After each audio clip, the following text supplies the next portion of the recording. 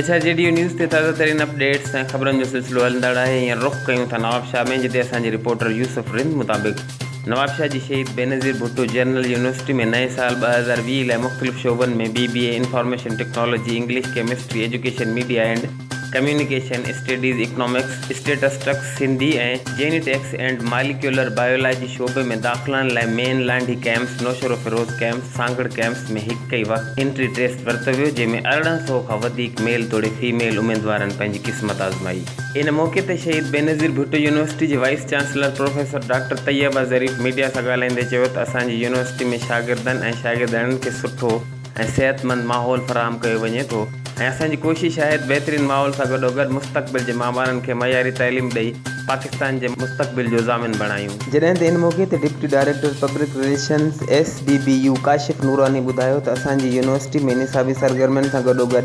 तफ़री तोड़े गैर निसाबी सरगर्मियूं फ़राहम करण लाइ मुख़्तलिफ़ मेगा इवेंट कया वेंदा आहिनि। हिकु सुवाल जे जवाब में हिन चयो त अॼु जे टेस्ट लाइ तमामु इंतज़ामात मुकमल कया विया आहिनि ऐं